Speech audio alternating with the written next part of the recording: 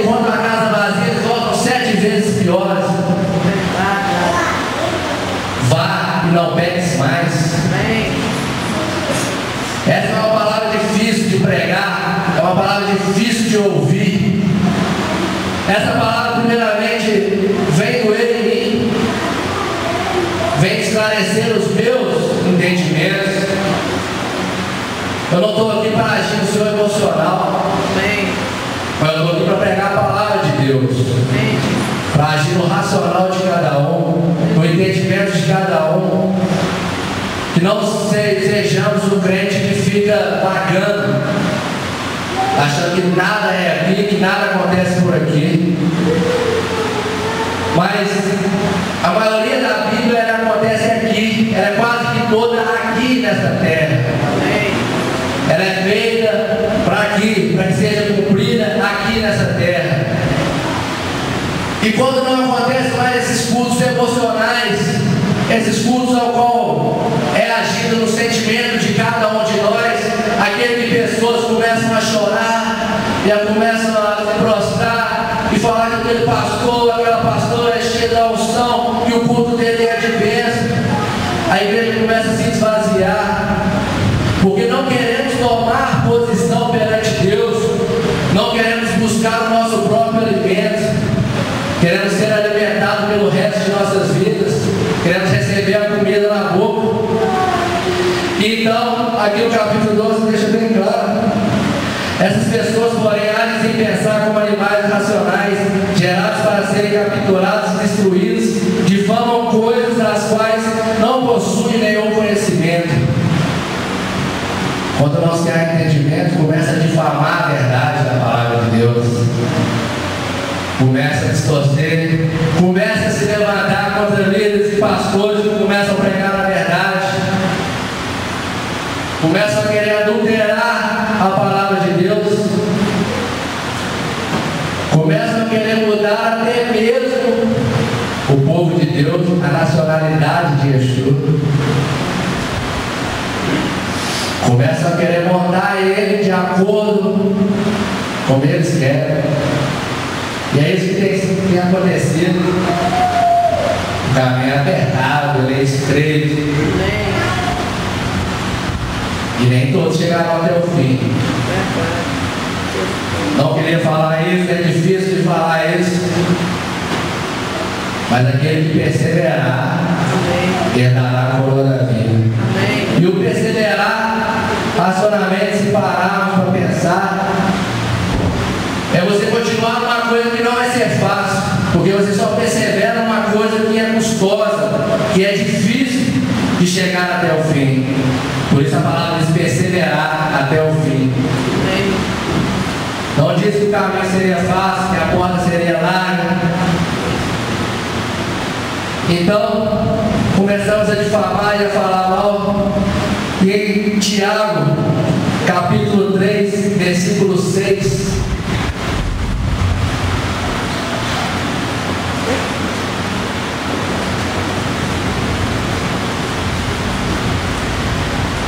Vejamos o que Tiago fala.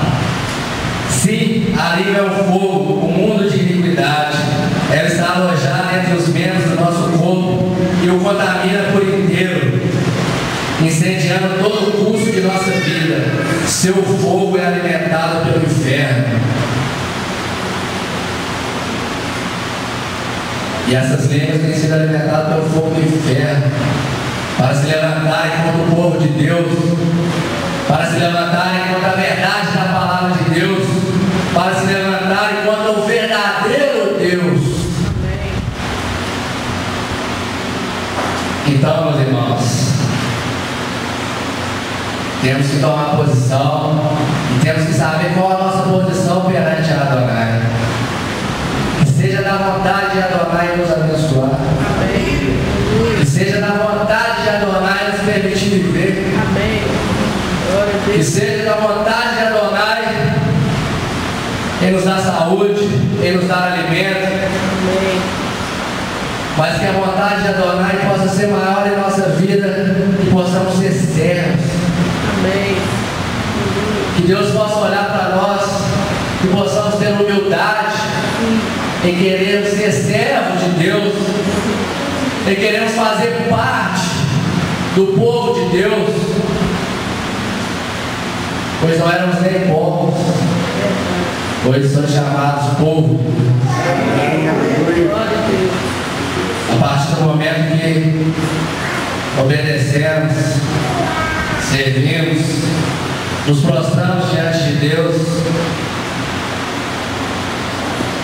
No versículo 14, pois tem os olhos de prontidão à espera de uma mulher que comete adultério, olhos que nunca cessam de pecar e têm um coração exercitado na ganância. Dessa forma seduzem os instáveis, raça maldita. Quem são os instáveis? Essa palavra, ela é para crente. Ela não é para quem está no bar, para quem está no prostíbulo, para quem está no mundo, não. Essa palavra é para crente, para cristãos, para aqueles que buscam Adonai. Então, e dessa forma seduz os instáveis. Porque a igreja hoje ela está instável, pois ela não tem conhecimento da essência da palavra de Deus, ela não conhece o verdadeiro Deus, portanto, ela compra o que é vendido em cima do povo.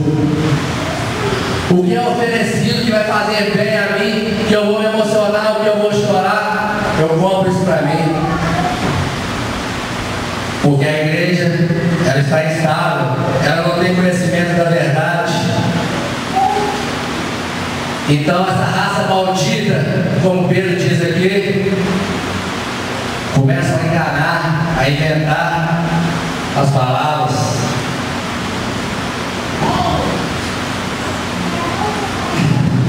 E em Mateus capítulo 4,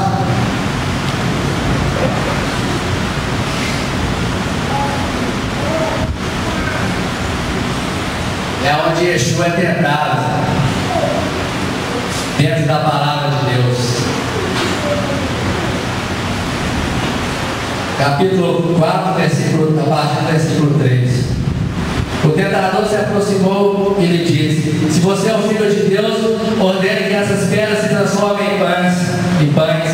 Mas ele respondeu: o Taná diz, a palavra diz, o homem não vive somente de pão, mas de toda a palavra que procede da boca de Adonai.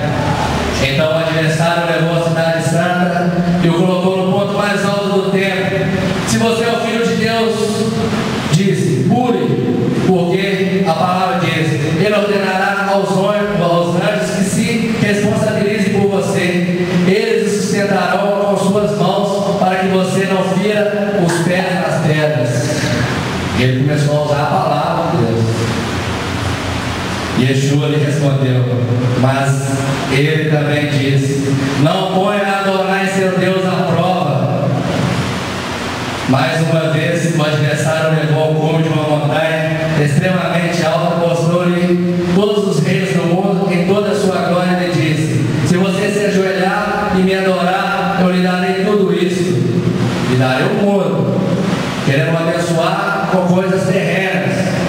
E Yeshua lhe disse, retire-se, Satã, porque a palavra diz, adore Adonai seu Deus e sirva somente a Ele. Aí você me diz, mas era Jesus. Mas neste momento Jesus era como eu e você. Jesus estava aqui em carne e osso. O mesmo sentimento que nós temos, a mesma coisa que sentimos, Yeshua sentia. Porém, ele não era estável.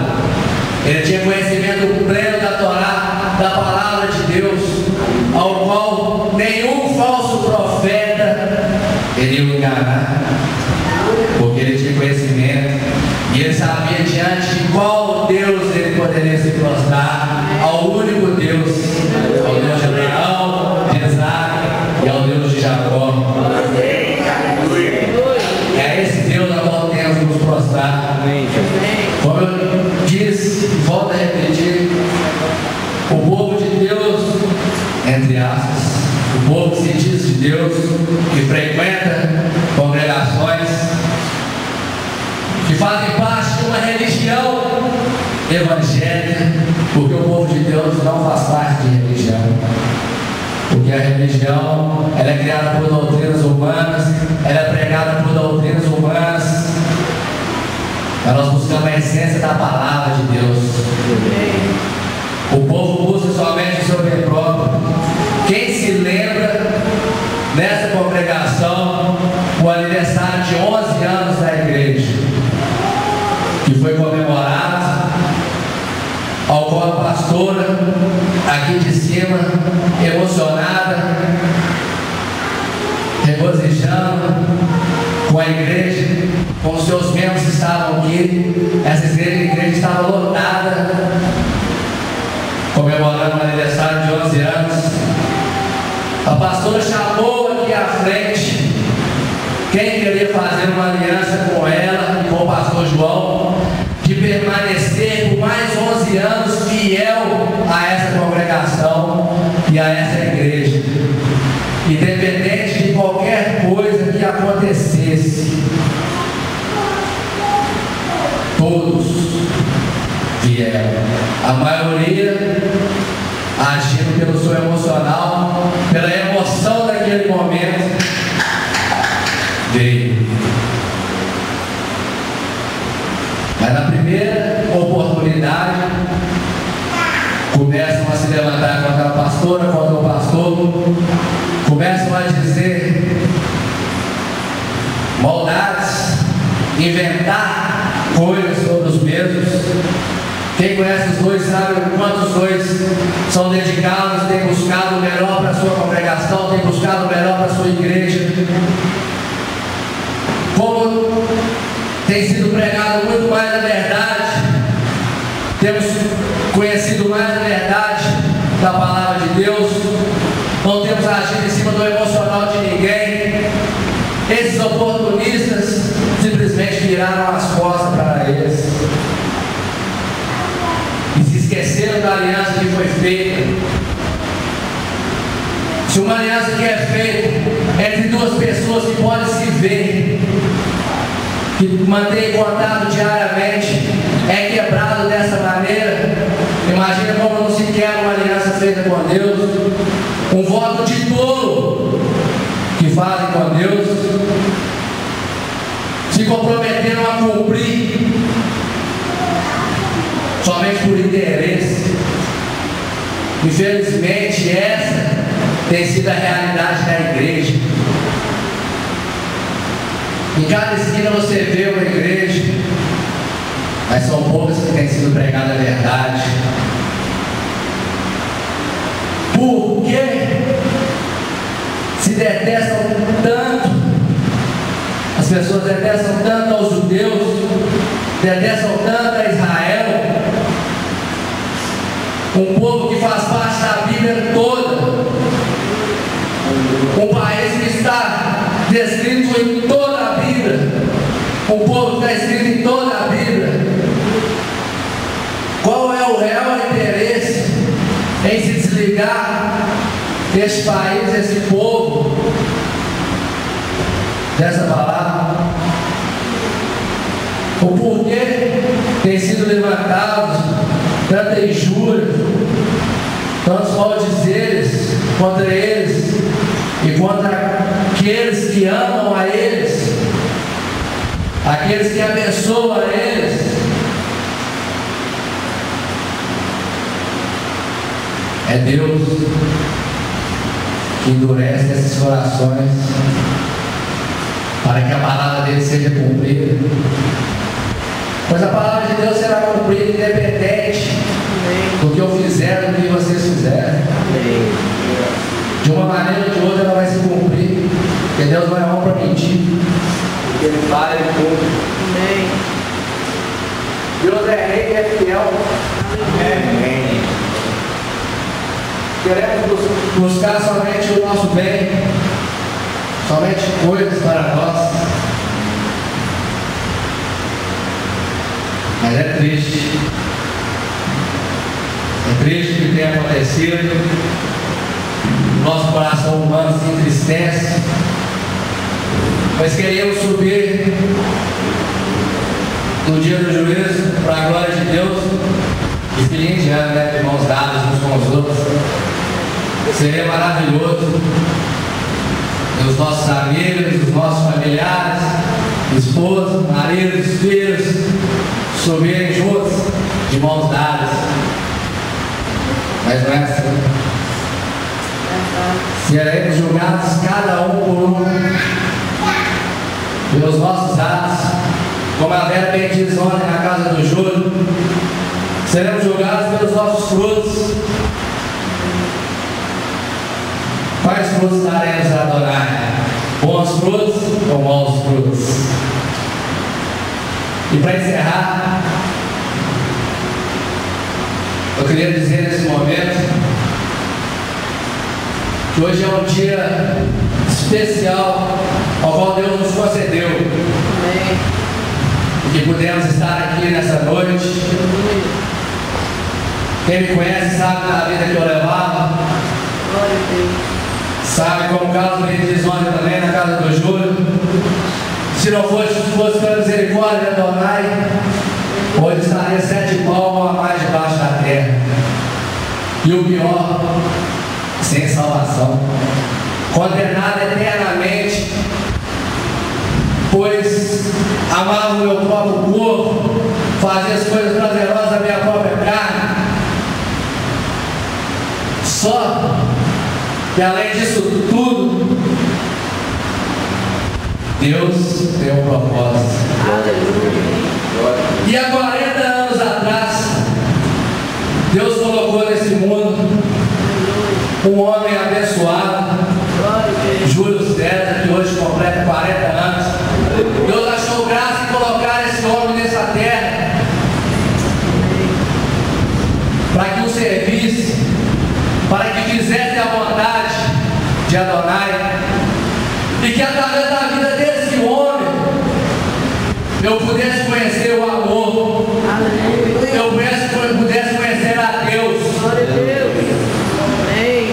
Esse homem que foi usado por Deus, esse homem que nem me conhecia, mas por temor a Deus, por conhecer a palavra de Deus, me amou, me pegou no pior momento da minha vida, ao qual eu estava entregue à derrota, ao qual o decreto de morte já estava pronto para a minha vida.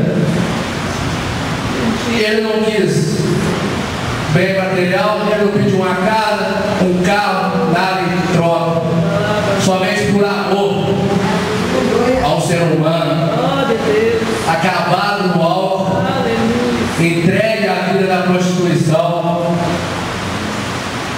E esse homem sacrificou momentos de lazer dele com a família dele, momentos de cansaço ao qual ele se encontrava após chegar do serviço. É amor à minha vida. E eu quero dizer para você, Júlio, que eu te amo e que eu sou grato e sempre serei grato por tudo que você fez na minha vida e por tudo que você faz até hoje. Como eu te disse hoje na mensagem, quando eu lembrar do teu amor pela minha vida, eu já começo a me emocionar, eu começo a chorar. Porque foi um amor que veio de Deus, o amor por um derrotado, por um entregue, mas que o Senhor hoje te usou como instrumento para me resgatar. E nessa noite, eu queria que o Ministério de Louvor cantasse os parabéns para ele aqui na frente. Eu queria que você viesse aqui à